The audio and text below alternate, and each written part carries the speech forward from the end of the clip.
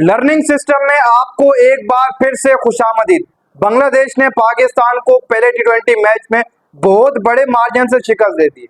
110 run सिर्फ और सिर्फ पाकिस्तान सेट कर पाई पहले बैटिंग करते हुए, और दूसरी तरफ बांग्लादेश ने 27 बॉल्स बचाकर 3 विकेटों के नुकसान पर पाकिस्तान का दिया गया 110 रन का टारगेट पूरा कर दिया।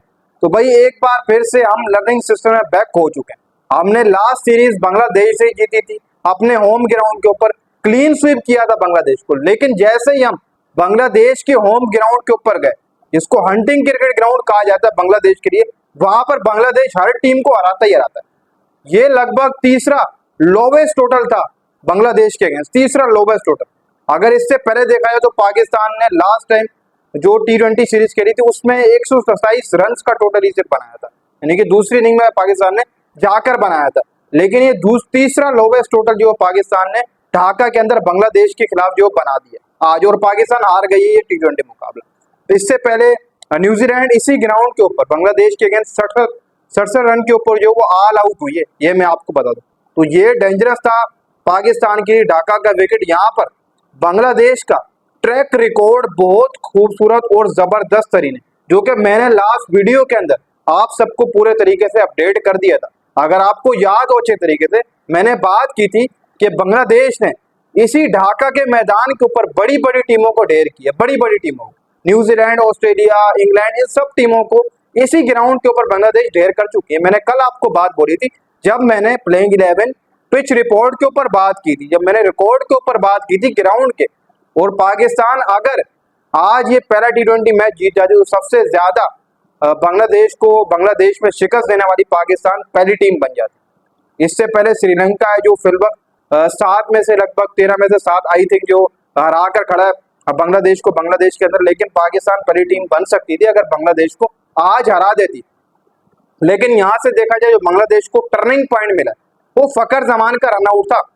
फकर जमान जैसे ही रनआउट हुए उसके बाद पासा पलट गया। पहले हमारी विकेट 18 के ऊपर गिरी, फिर उसके बाद 46 के ऊपर हमारे लगभग 5 खिलाड़ी पवेलियन पहुंच गए थे। 5 खिलाड़ी आउट थे 40 के ऊपर। फिर उसके बाद मोमेंटम बदला, फकर जमान ने 44 रन की पारी खेली, खुशदिल शाह के साथ 36 विकेट पर खड़े होकर दोनों ने पार्टनरशिप लगाई। पाकिस्तान ऐसे 70 रन के ऊपर जाकर पहुंची। फिर उसके बाद खुशदिल शाह की एक गलती ने फकर जमान को रनआउट करा दिया। वो टर्निंग पॉइंट था बांग्लादेश के लिए। अगर फकर जमान जिस तरीके से सेट हो गए थे, 34 के ऊपर 44 कर लिया था, तो आपके आगे 10 ओवर पड़े हुए थे। उन 10 ओवरों में फकर जमान आपको बहुत कुछ करके दे सकते थे। लेकिन आई थिंक खुशदिल शाह जो दूसरा रन लेना चाह रहे थे अपनी गरीज से तो निकल गए जब फकर जमान वहां से तेज निकले, क्योंकि फकर जमान ने तेज ही निकलना था। तो फकर जमान ने इस विकेट पर पहुंचना था, क्योंकि पहले तो खुशदिल शाह निकले थे, फकर तो बाद में निकल के तेजी से इस विकेट पर आ रहे थे कि यहाँ मैं पहले पहुंच जाऊंगा, खुशदिल शाह पहुंच जाएगा। लेकिन खुशदिल शाह ने बैक किया बॉलिंग साइड के ऊपर और फकर जमान रन आउट हो गए, जो कि शायद मेरे हिसाब से जैसे मैंने आपको कहा कि ये टर्निंग पॉइंट था। वहीं से बांग्लादेश मुकाबले के अंदर इन हुई। अगर फकर जमान खड़ा होता तो 150 आई थिंक प्लस हो जाता। लेकिन ये विकेट शायद थोड़ा बहुत गीला भी था, बारिश जो हुई थी उसका इफेक्ट भी डाला हुआ था। मैंने कल ही कहा था कि बहुत सारी चीजें आपको डामाडोल होती हुई दिखाई देंगी, लेकिन पाकिस्तान की तरफ से बॉलिंग किसी ने ढंग की नहीं। अगर देखा जाए सलमान मिर्जा के अलावा, लेकिन टारगेट अगर थोड़ा सा और पुश करते बैटर्स हमारे तो थोड़ा बहुत ये होता कि सहारा मिल जाता। लेकिन हमारे बैटर्स कोई भी कामयाब नहीं रहा आज के दिन। 27 रन की बारी खुशदिल शाह ने खेली, उसके अलावा बाकी 10, 12, 8, 10, 20, 25 इस तरीके से खेल कर गए। और सबसे ज्यादा पाकिस्तान की तरफ से आज फकर जमान ने रन बनाया और वो रन आउट हो गए। वो ना होते तो बांग्लादेश की इस विकेट के ऊपर फकर जमान आपको ये टोटल 150 तक पहुंचाकर दिखाते। आखिरी के 10 ओवरों में फकर कुछ ना कुछ करके जाते, ये मैं आपको बता दूं, फकर का ये रिकॉर्ड रहा। लेकिन बाय द वे वहां पर रन आउट हो गए। बांग्लादेश वहां से मोमेंटम पकड़ लिया और फिर जब उनकी बैटिंग आई तो सलमान मिर्जा जिसने डेब्यू किया था उसने 2 विकेट्स ली पाकिस्तान के लिए। डेब्यू किया और उसने 2 विकेट्स ली।